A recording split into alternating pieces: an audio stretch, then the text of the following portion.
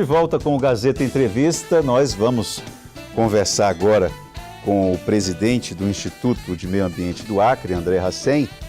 Mas antes de falar com ele a respeito de problemas e também de algumas soluções que o IMAC pode fortalecer aqui na nossa região, eu tenho um recado da Dom Barbearia para você.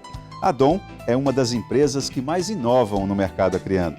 Em parceria com a Baiu Cosméticos, a Dom traz vários produtos para o cuidado masculino. São produtos com extrema qualidade. Tem óleo para barba, pomada com efeito seco, pomada com efeito molhado e shampoo 4 em 1 para cabelo, barba, para o corpo e também para barbear. E ainda conta com um atendimento exclusivo dos principais barbeiros da cidade. Agende o seu horário pelo telefone 2102-4962. A Dom Barbearia fica na Rua Rio de Janeiro, sala 230. Na Rua Rio de Janeiro, número 230, sala 4. Bom, presidente do IMAC, André Hassen, obrigado pela sua vinda aqui no Gazeta Entrevista. É claro que o primeiro assunto a ser tratado aqui é esse problemão, que eu acho que é um problemão para a região ali do Juruá, é um problemão, relacionado ao frigorífico São Sebastião, na cidade de Rodrigues Alves. Não é, para aquela realidade, eu até comentei isso no Gazeta em Manchete ontem, não é um frigorífico tão pequenininho, 25 animais por dia, é deveras grandinho até. E esse frigorífico estava colocando resíduos do frigorífico no Igarapé. Você poderia pontuar, de forma breve, quais foram as providências que o IMAC tomou a partir do conhecimento da denúncia? Boa tarde a todos os telespectadores da Gazeta, é um prazer estar aqui. E quando nós soubemos, porque o núcleo no interior tem suas autonomias, e quando se passa, vem diretamente as informações que são repassadas para a presidência. E quando foi repassada, eu já tinha recebido a denúncia junto lá ao IMAC de Cruzeiro do Sul, por algumas pessoas que enviaram a denúncia, filmaram e enviaram a denúncia para o IMAC, para o núcleo de Cruzeiro do Sul. Daí então também comunicaram o próprio Ministério Público e os nossos técnicos se deslocaram até Rodrigues Alves, até o frigorífico. E com isso lá constataram realmente que o sangue estava caindo na parte de Igarapé. Sem nenhum tratamento, sem nenhum tratamento, a parte de churume. Fizeram várias, e fizeram agora, nós pedimos, e eu requeri que fosse feito tudo dentro da legalidade, quando entraram em contato, porque o órgão ministerial também acompanhou. E nós, segunda-feira agora, foi encaminhado o relatório para o IMAC, através da presidência, aqui em Rio Branco, e nós pedimos para que tomasse as medidas cabíveis, e teve a informação que o frigorífico teria retornado ao funcionamento novamente. E nós também mandamos averiguar. E hoje a equipe técnica se dirigiu até o frigorífico, entrou em contato com o próprio Ministério Público, para que possa fazer, porque ontem, à tarde ainda, um diretor, representante do frigorífico, foi até o IMAC, Cruzeiro do Sul, alegando que já tinha feito as adequações, que não estaria mais caindo sangue, a parte de chorume em relação dentro dos afluentes. E o IMAC acreditou? E o IMAC está indo agora à tarde com a equipe, juntamente com o Ministério Público, para que possa fazer todo o levantamento e a vistoria no local. Após a vistoria, eu requeri que seja imediatamente repassado para a presidência aqui em Rio Branco um novo laudo, para que aí possamos se manifestar com o jurídico.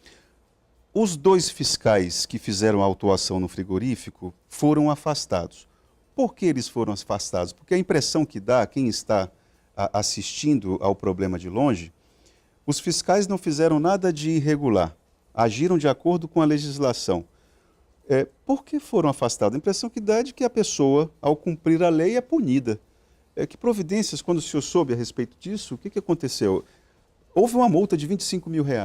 O frigorífico pagou essa multa?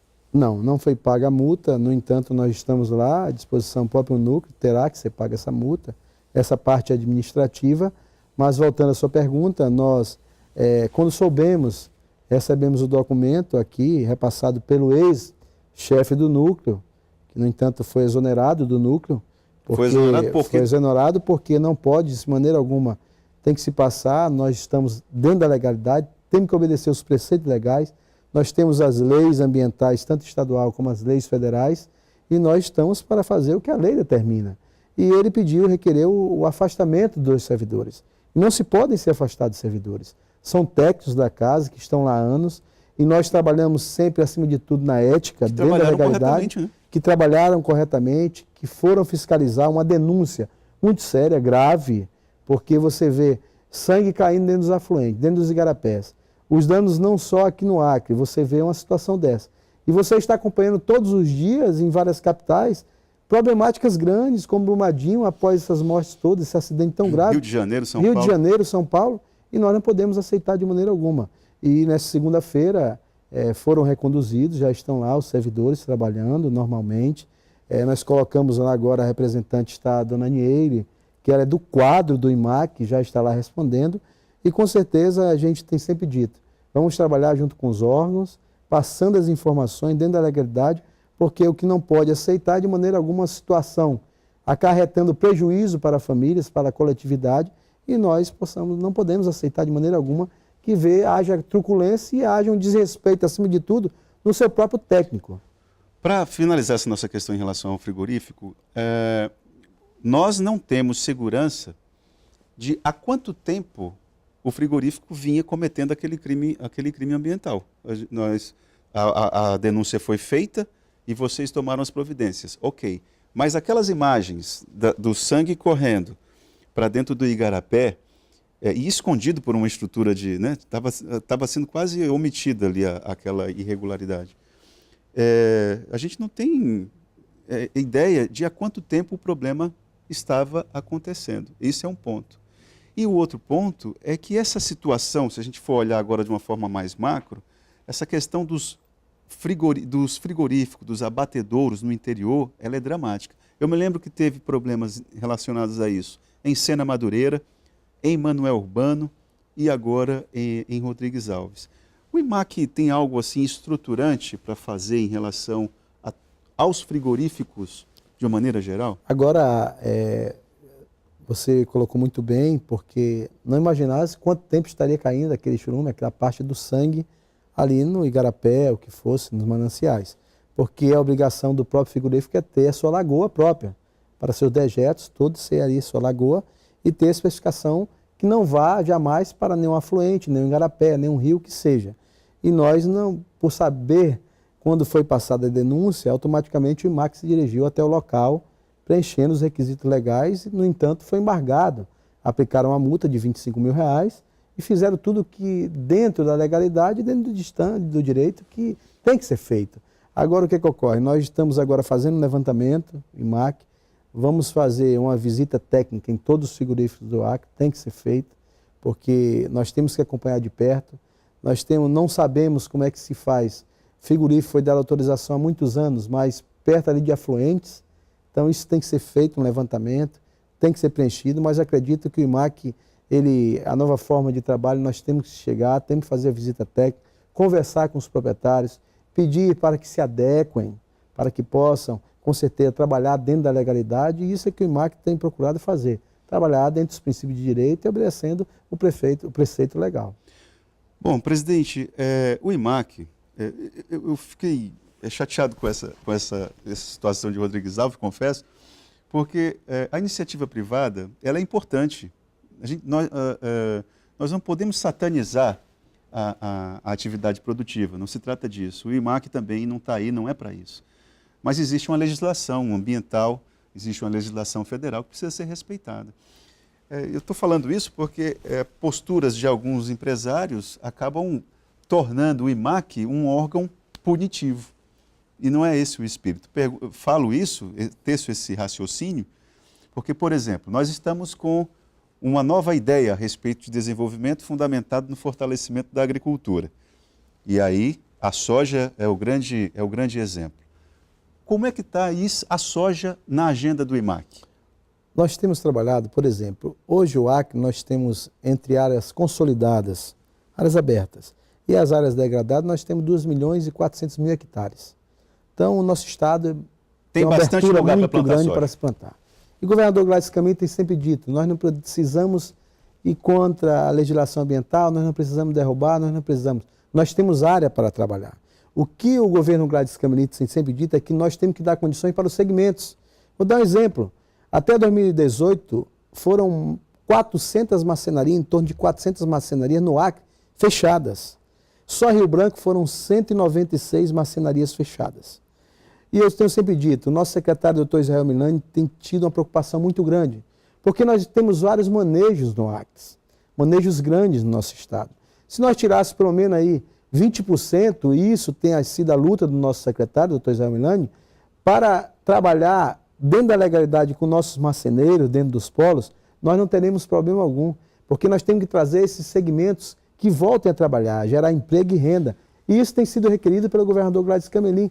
Eu fiz uma soma, praticamente quase 16 mil pessoas foram afetadas só com o fechamento dessas marcenarias. Quantas pessoas? 16 mil pessoas, porque no mínimo uma marcenaria pequena ela está de 10 a 20 pessoas trabalhando. Você pega no mínimo 4 pessoas de cada pai de família. Você fazendo a soma dá quase 20 mil pessoas. Então nós temos que dar condições de segmento dentro da legalidade. E como é que nós vamos legalizar?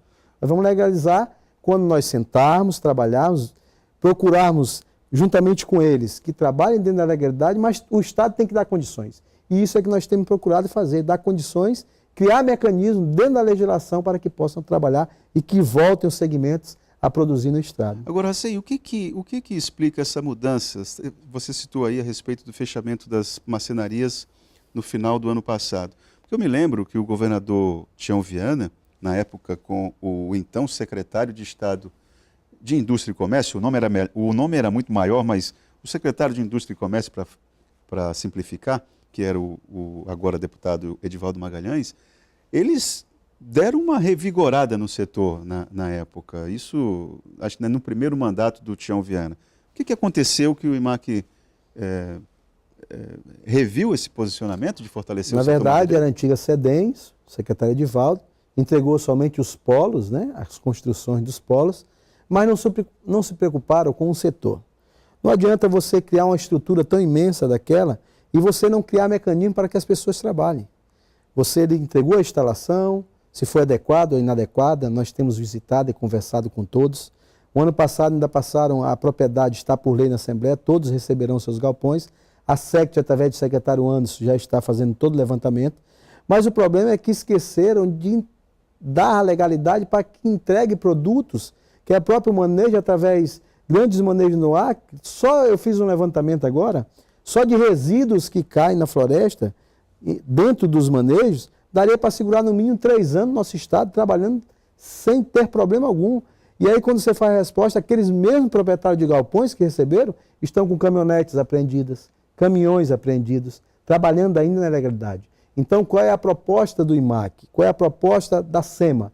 Nós estamos sentando, conversando dentro da legalidade e que essas pessoas voltem a trabalhar, que realmente esteja o incentivo do Estado, mas que o Estado está buscando condições para que esses segmentos voltem a produzir, que voltem a gerar emprego. Eu acredito, porque nós vimos aí em outros estados, São Paulo, Paraná, muitos estados brasileiros, os segmentos todos avançam, trabalham. E por que o Acre não cresce? Por que o Acre não trabalha? Eu acho que nós temos que trabalhar dentro da legalidade, mas nós temos que encontrar meios legais, para que as pessoas voltem a acreditar e voltem a trabalhar com geração de emprego e renda no nosso estado. Mas em relação à soja, a soja hoje no estado de Rondônia, como os demais estados, e Rondônia desenvolveu muito, porque acreditou, apostou. E o governo Gladys Camilo tem apostado nesse segmento, tem apostado no agronegócio. E no IMAC, como é que isso está no IMAC? Nós temos nosso setor, rápido, por gentileza. Nós temos nosso setor, que é o nosso setor que trabalha com a parte todo de levantamento. Nós temos a infra, nós temos a área florestal e nós estamos com o setor hídrico, que trabalha, que é o responsável pela parte da soja, da liberação. Nós estamos agora, vamos sentar com segmentos. Todos que iniciaram com a soja no Acre estão dentro da legalidade, está tendo todo acompanhamento, todos trabalhando de forma legal e nós esperamos que as pessoas acreditem, que venham, que investam no nosso estado. Chega pelo menos uns 100 produtores? Assim. Não, hoje, como iniciou o novo governo, o Gladys Camilo tem apostado. Eu acredito que nós temos hoje, na verdade, no Acre, nós temos aí a base de 5 a 6 produtores que já estão trabalhando na soja. Muitas pessoas querem investir, outros querem abrir suas terras para investimento na soja. E essa é a plataforma no governo. Eu acredito que se o governo der condições de trabalhar a iniciativa privada, nós vamos com certeza gerar muitos empregos no Acre e essa é a saída. É uma agricultura também, não só a soja, tem que ser investido também em agricultura de subsistência, para que os pequenos possam trabalhar e subsistir e com certeza através da sua produção possam também gerar renda. Obrigado, Hacem, pela sua vinda aqui no Gazeta Entrevista. Nós voltamos logo depois do intervalo falando a respeito de política pública para bicicleta, né? Vamos dizer assim, para mobilidade urbana. Deu um branco aqui, logo após o intervalo.